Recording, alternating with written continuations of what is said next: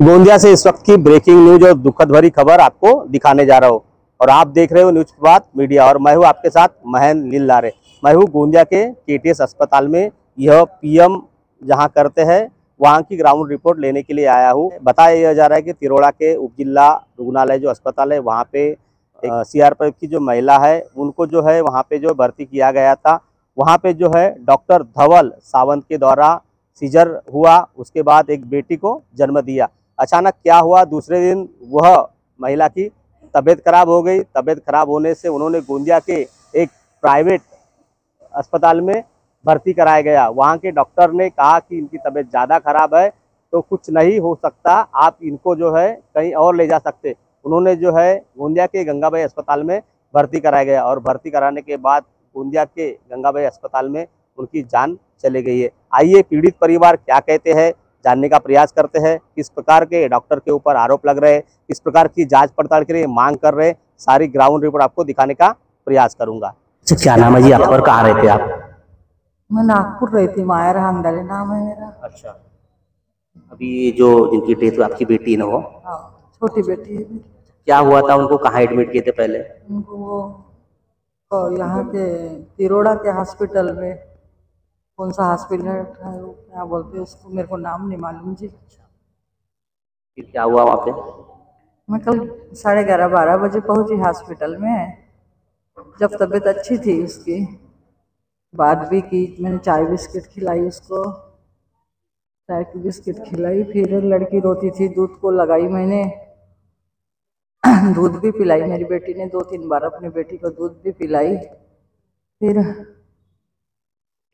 अचानक बोलती, मम्मी मेरे को उल्टी आई जैसे लगता है, बोलती है मेरे पेट में दर्द हो रहा है, बोलती है।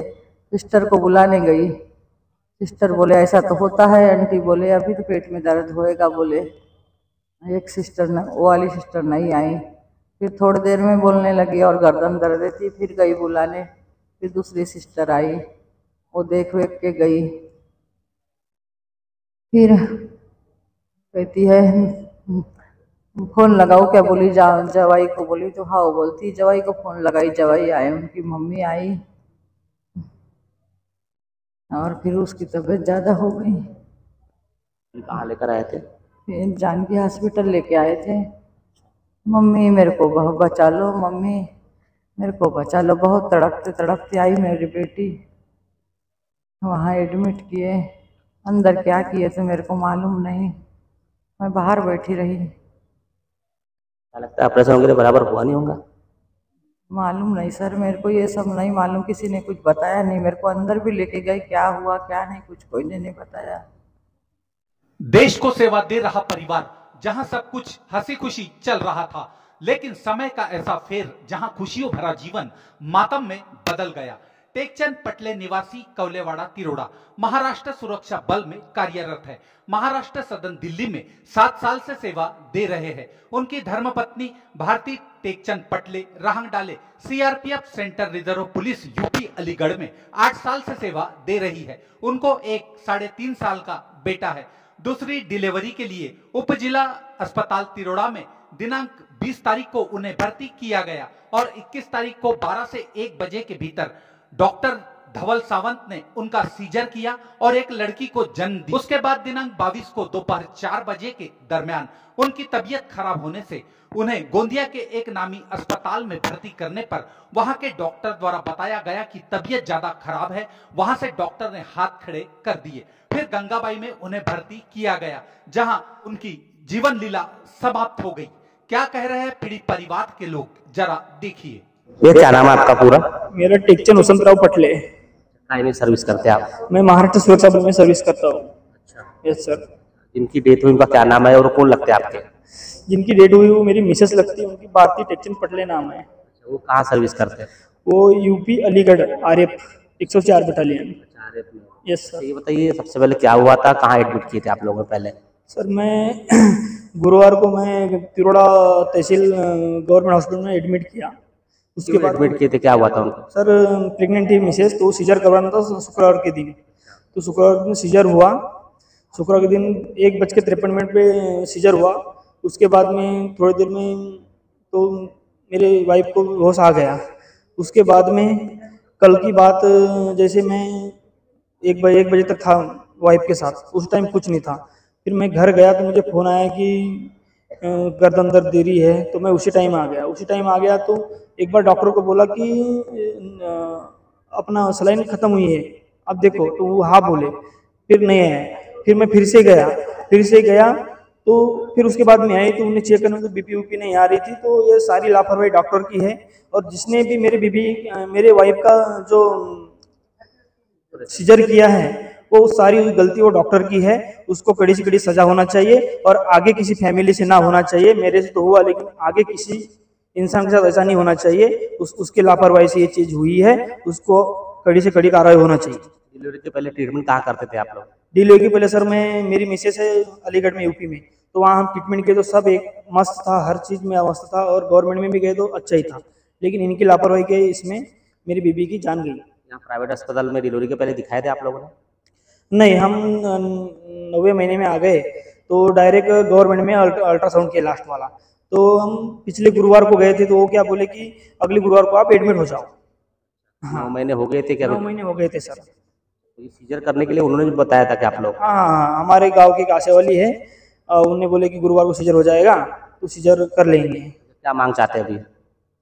मांग वही जाती है सर, उसको सजा होना चाहिए। और मेरे से तो हुआ, मेरी तो जिंदगी उजड़ गई, लेकिन आगे किसी की जिंदगी नहीं उजड़ना चाहिए, बस मेरा एक ही है, उसको सजा होना चाहिए। उसने लापरवाही किया है। तो वहाँ से प्राइवेट अस्पताल में लेके गए कि सुनने मिला था? प्राइवेट हॉस्पिटल लेके गए, उनको बोले हम लेके गए, लेकिन वहाँ कुछ ऑप्शन नहीं था। एडमिट किए थे कि नहीं किए थे? कहाँ एडमिट किए थे, लेकिन वहाँ बोले ऑप्शन कुछ नहीं है। तो उन्होंने बताया नहीं कि क्या हुआ है क्या? क्या उन्होंने तो कुछ बताया नहीं, बोले हम पूरी प्रोसीजर करेंगे तब बताएंगे, तब तक पेशेंट ने। क्या लगता है इस प्रकार का जो अस्पताल में सीजर बता रहे हैं, डॉक्टर की कुछ लापरवाही होगी, ऐसा लगता है आप लोग को?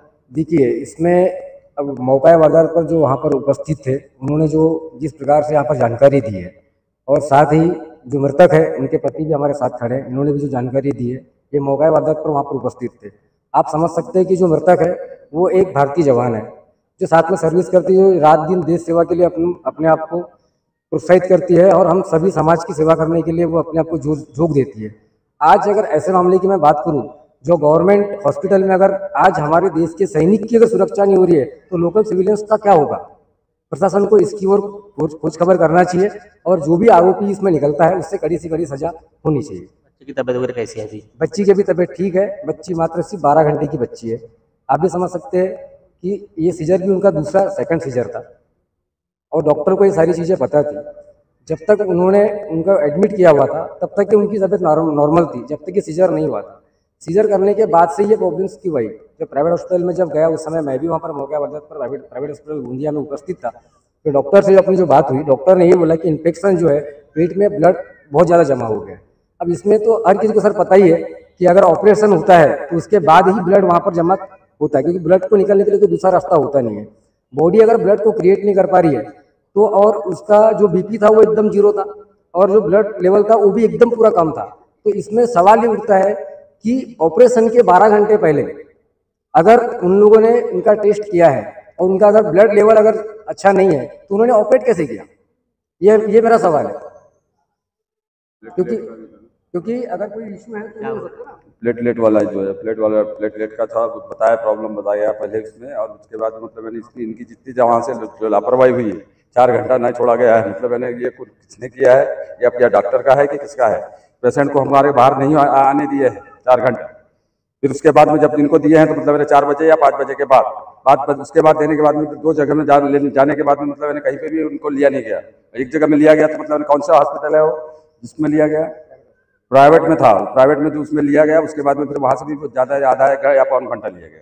कहीं ना कहीं सीजर करते समय कुछ गलती हुई ऐसा लग रहा है? डाउटफुल, फुल डाउट है कि मतलब मैंने सीजर में ही हुआ है, जो कुछ है डॉक्टर से ही मतलब मैंने ये हुआ है, और डॉक्टर साहब ने ऐसा नहीं करना चाहिए और किसी का ऐसा होना नहीं चाहिए। आज एक मतलब मैंने अपन सरकारी अस्पताल को क्या समझते हैं कि नहीं चलो सब कुछ होगा, गरीब आदमी भी जाता है, सभी लोग, अमीर भी जाता है, सभी कोई जाता है। उसके बाद जाने के बाद में भी ये परिणाम क्यों होना चाहिए? आज इनके साथ में हुआ, कल को और किसी के साथ होगा, तब क्या होगा? तो फिर यही भरोसा रहेगा कि मतलब मैंने इसका प्राइवेट का और इसका गवर्नमेंट का, यही अपना कहना है। और उसके बाद मतलब मैंने जो भी चीज़ें हैं इसमें लापरवाही के वजह से ही लड़की की जान गई है। जांच होना चाहिए। जांच होना चाहिए, इसकी फुल इंक्वायरी होनी चाहिए और डॉक्टर साहब जो हैं उनने भी पूरा हर पेशेंट को ध्यान देना चाहिए। यही अपना कहना है। और इसके बाद मतलब यानी जो भी इसके बाद के जब भी प्रोसीजर है, आज हमारे बीच में आज सभी लोगों किसको दर्शन हुए और किसको नहीं हुए, अभी बाकी के और बाकी हैं रिश्तेदार हमारे कितने बाकी होंगे। ये पोजीशन में अभी हुआ है कि मतलब 1-2 घंटे में नहीं तो खबर सिर्फ सर कितना है कि मतलब मैंने 4 बजे हमारे मतलब मैंने भाई साहब को, मैं लड़की का मौसिया बोल रहा हूँ, मतलब मैंने मेरे सागिल को जो खबर मिली है करीब 7 या 7:30 बजे वहाँ से ट्रेन बैठे हो, उसके बाद में हम लोगों को खबर मिली है तो हम रातों रात पूरे के पूरे मतलब मैंने जो भी है पहुंचे हैं। फिर भी मतलब मैंने बाकी और बहुत आने के बाकी हैं। यही है अपना बस। अब आपकी समस्या तूफान की तरह सरकार तक। न्यूज़ प्रभात मीडिया।